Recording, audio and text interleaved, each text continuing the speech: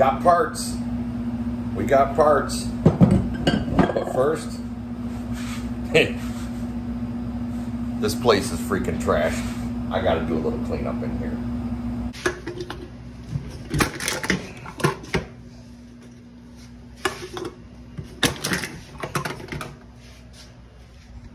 Good enough. Let's get to work. Anywho, back to it. Squirrel. So what we're doing here is we're making engine mounts. This is just like, I don't know, 090 or 120 wall. I don't know. Let's give you an accurate measurement here. Yeah, about 100 wall. I hope that's enough to hold 1.5 whopping horsepower.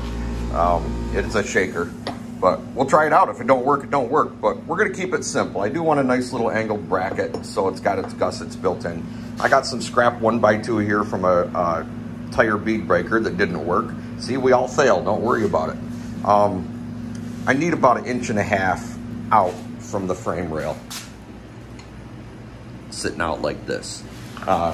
So in order to keep it simple, I just measured out 1.5 inches, and I'm just gonna intersect the corner here.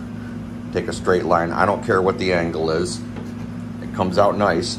And the benefit is, if you're lazy, like I am, you don't have to spend all this time cutting. When you cut this off, you do that intersect right there, and you make 2 pieces at once. So, I'm pretty smart. Got the front mounts on.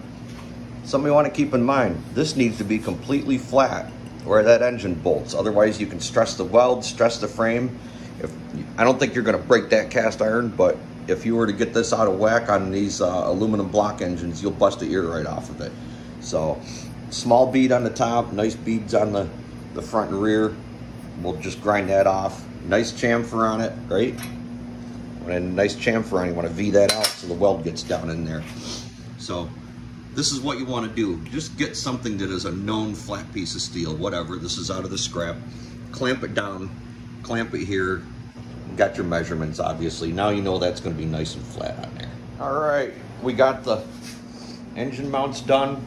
They're cooling right now. I'm not going to throw that whole frame in a bucket of water. They can cool while we squirrel out on something else. Kind of jumped ahead on the steering here. Went ahead and welded this at the bottom. Yeah, I don't laugh at the welds. It just, I couldn't get all the crud out of them. It ain't going anywhere. This is not an off-road situation. This is going to be putting around yards, towing, hopefully it'll have enough power to tow a wagon. So on the top, I decided rather than weld it, that we would make this removable, because you wheel horse guys know, yeah, good luck with that steering wheel. We're gonna make it removable down here. We got a wheel horse hub key with a little dog point, the hub bolt.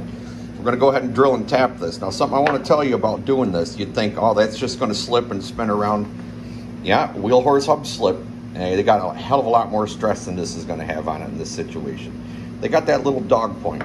That helps, but when you drill your hole here and you go to tap this, take your drill and transfer just maybe 1/8 of an inch, 3/16 of an inch into whatever shaft you happen to be working on. I'll show you that when we get to that point.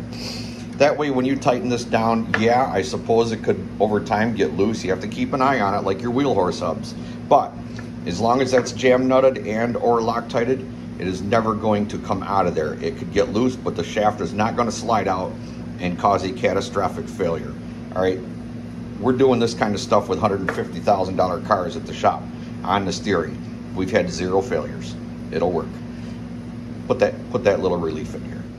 Okay, so we're getting the steering all laid out. I'll show you this in a second. Here's what I was talking about. Putting a little relief in there. We went ahead, we got this drilled and tapped. Now,